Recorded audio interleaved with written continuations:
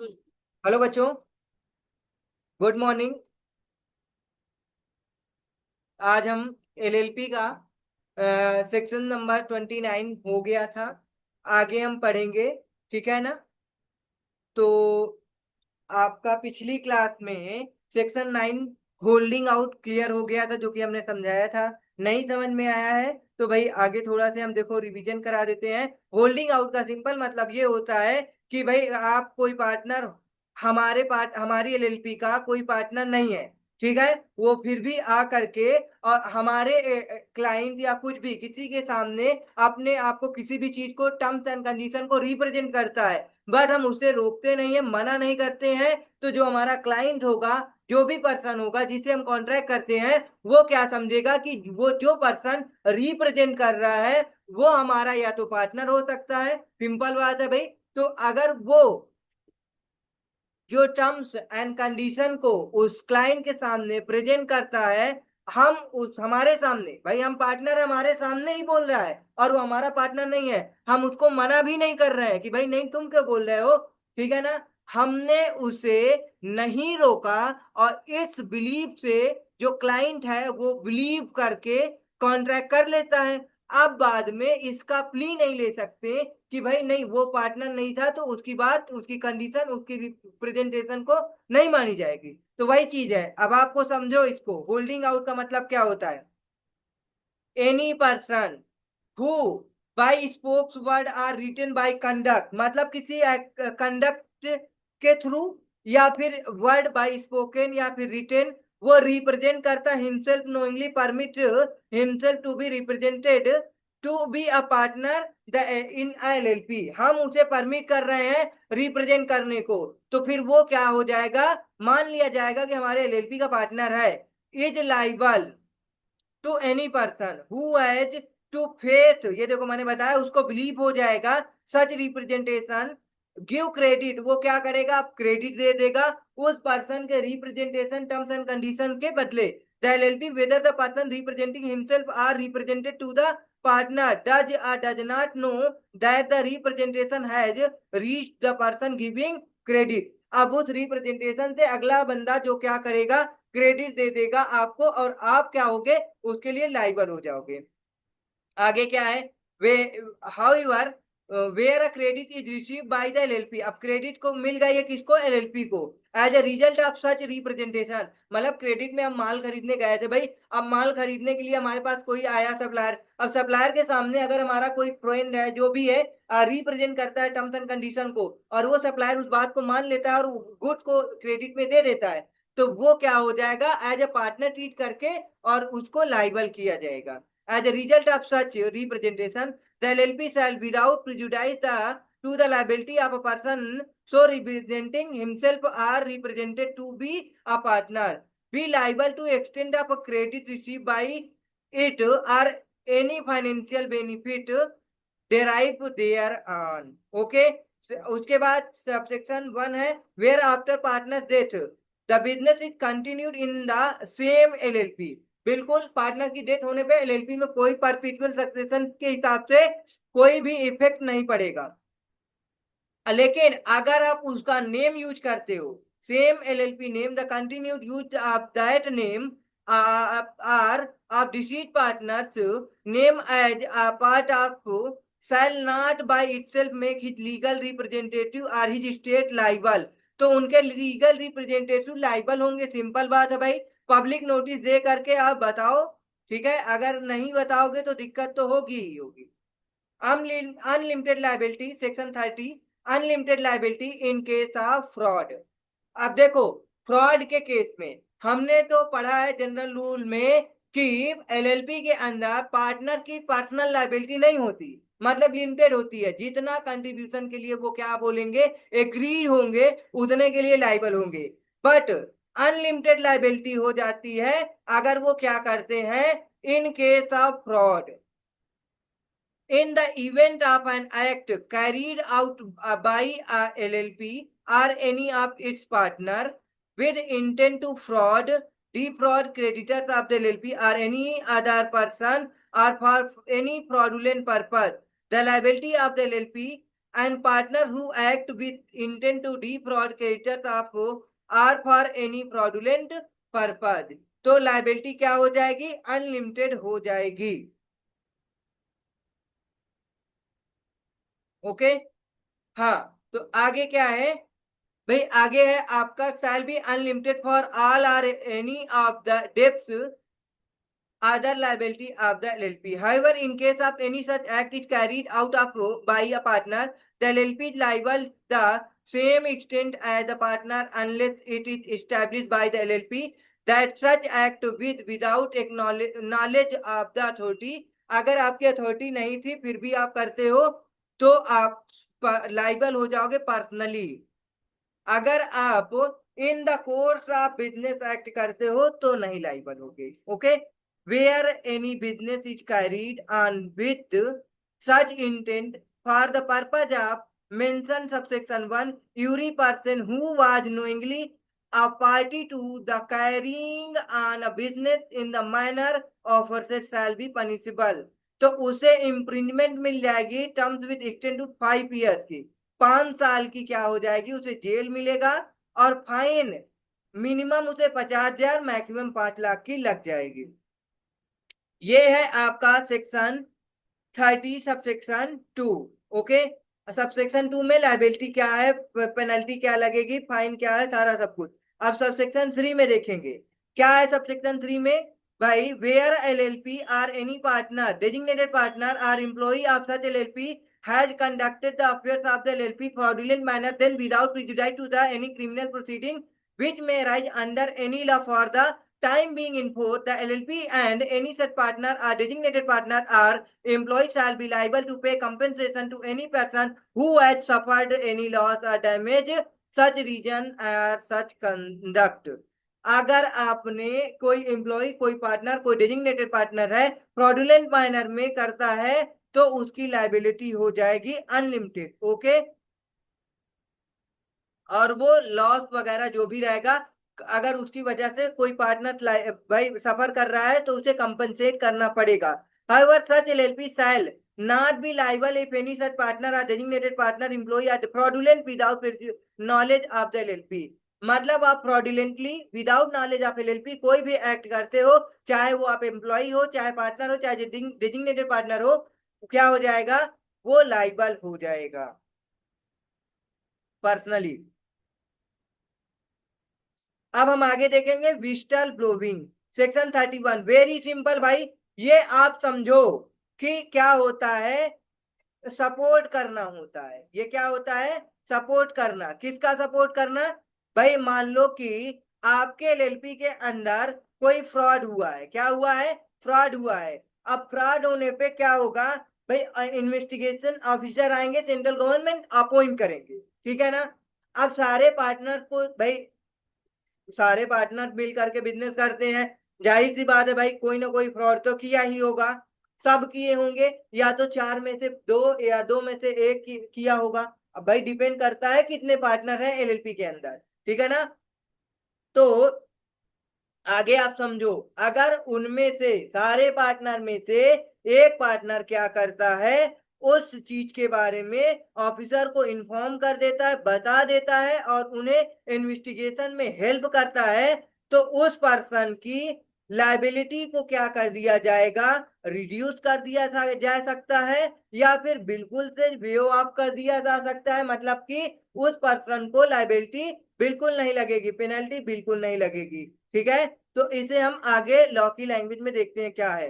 The court are tribunal में reduce R wave, देखो क्या कह रहा है, कोर्ट या ट्रिब्यूनल क्या करती है, उसकी लाइबिलिटी को रिड्यूस कर देती है या फिर वेव कर सकती है, मतलब बिल्कुल से खत्म कर सकती है। Penalty liable against any partner और employee of LLP if it is satisfied that, अगर वो सेटिस्फाइड हो जाता है इन 2 कंडीशन से, तो वो क्या करते हैं, लाइबिलिटी को रिड्यूस कर दे सकते हैं या फिर बिल्कुल से वेव कर सकते हैं, ठीक है ना। वो कंडीशन क्या है, such partner or employee of an LLP has provided useful information during investigation of such LLP, उस एलएलपी की इन्वेस्टिगेशन के समय वो क्या करता है, पार्टनर या एम्प्लॉई क्या प्रोवाइड कराता है, इंफॉर्मेशन प्रोवाइड कराता है, तो उसकी लायबिलिटी को रिड्यूस कर दिया जाएगा या फिर वेव कर दिया जाएगा। ठीक है।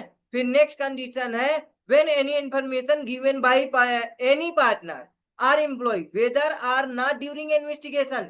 जरूरी नहीं है कि इन्वेस्टिगेशन के टाइम में ही आप इंफॉर्मेशन दो, बताओ, हेल्प करो। आप क्या कर सकते हो, lead to LLP or any partner employee of the such LLP being convicted under this act और एनी अदर एक्ट। मतलब आप इन्वेस्टिगेशन के बाद ऑफिस में जाके भी बता सकते हो, कहीं भी इंफॉर्म कर सकते हो। ओके। ये था आपका सेक्शन 31 का सबसेक्शन 1। अब सबसेक्शन 2 में क्या है, नो पार्टनर और एम्प्लॉय ऑफ एनी एलएलपी में be discharge.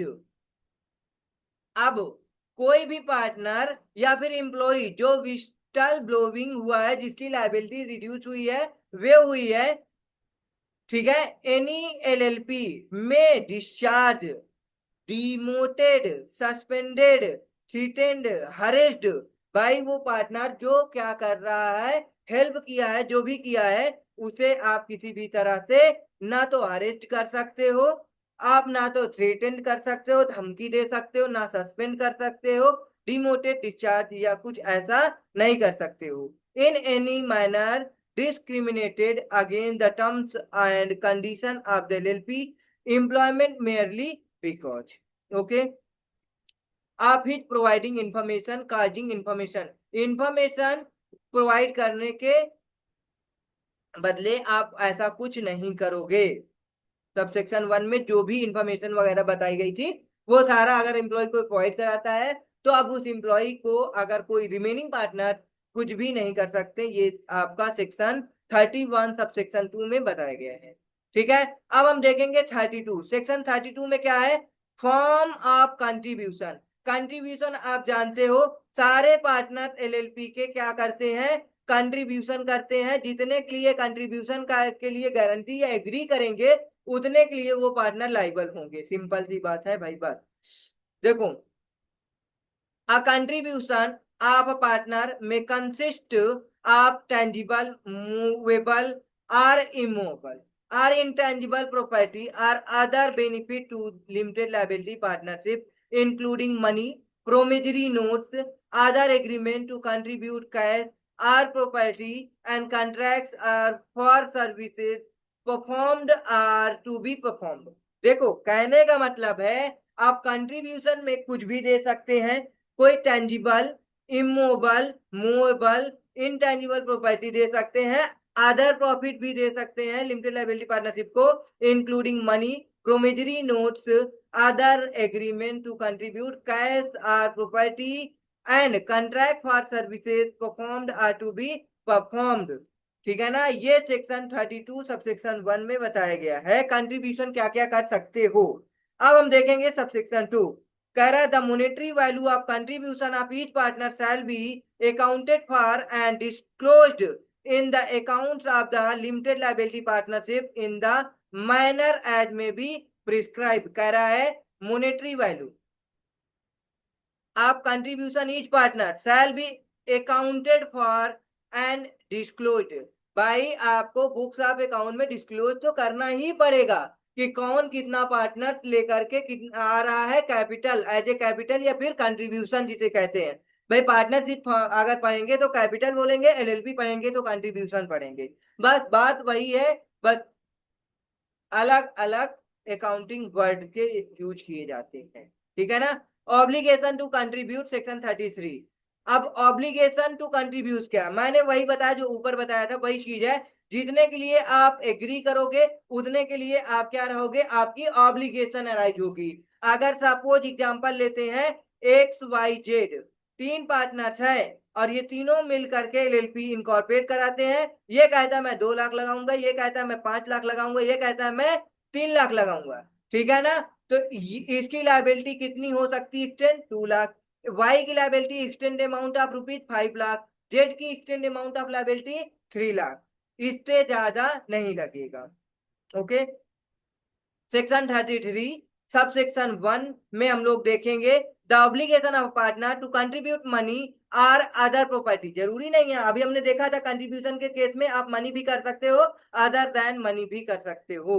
Other property, other benefit or to be perform service for limited liability partnership shall be as per limited liability partnership agreement. A creditor of limited liability partnership with extend credit or otherwise act in reliance on an obligation described in that agreement without notice of any compromise between partners may enforce the original obligation against such partner। Okay, तो ये सारी की सारी obligation की बात की गई है पार्टनर के बीच।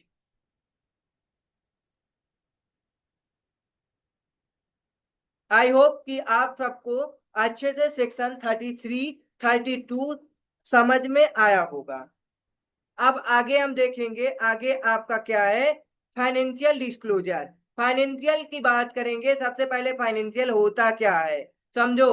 फाइनेंशियल आपका बुक्स ऑफ अकाउंट सारी की सारी, भाई आप पता है कोई बिजनेस करोगे तो प्रॉपर बुक्स ऑफ अकाउंट बनाओगे, ठीक है। तो ये आपकी books of account he financial statement होती है। जैसे कि आपने देखा होगा फाइनल अकाउंट में आपको trading PNL and balance sheet देखते हो, तो वही आपकी क्या होती है, फाइनेंशियल स्टेटमेंट होती है, बैलेंस शीट वगैरह, ठीक है ना।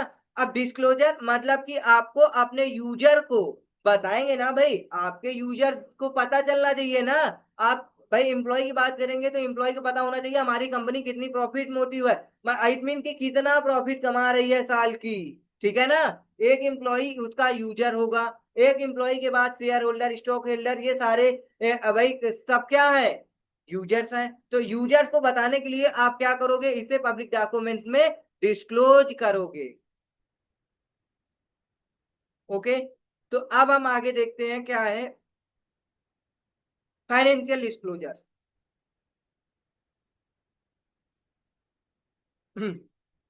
फाइनेंशियल डिस्क्लोजर में maintain proper books of account in prescribe minor.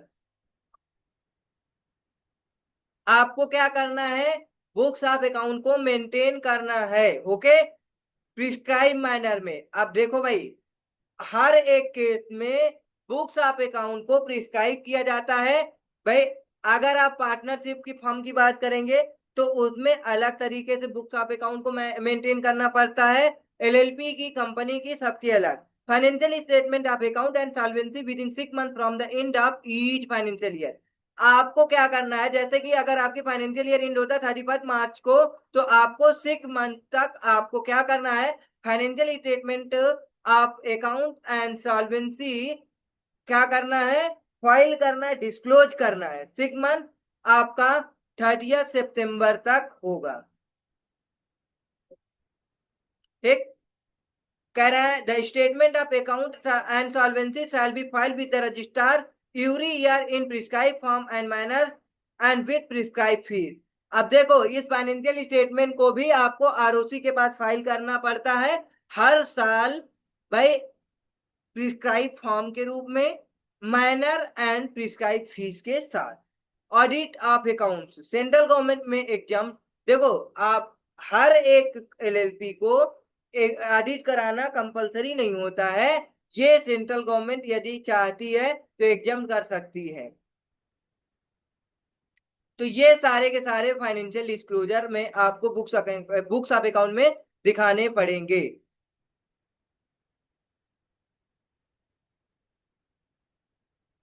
ठीक। अब maintenance of books of account other records and audit etc section 34, ठीक है, बहुत आसान है। अब सारे के सारे पॉइंट जितने हैं सब आसान है, 34A, 35, 36, 37, 38, 39, ठीक है। तो ये सारा फाइनेंशियल स्टेटमेंट का एक टॉपिक्स है, एक सेशन में इसे हम कंप्लीट करा देंगे, ओके। तो अभी हमने जो सेक्शन पढ़ाए हैं आपको, सेक्शन 33, 32, उसके बाद 31, उसके बाद 29, 30, ये सारे सेक्शन को आपको लिख करके प्रैक्टिस करना है भाई। अगर आप लिख करके प्रैक्टिस करते हैं तो हमारा ये पढ़ाना क्या रहेगा, यूजफुल रहेगा। अगर आप लिख करके प्रैक्टिस नहीं करोगे तो सारा का सारा वेस्ट हो जाएगा, ओके, ठीक है।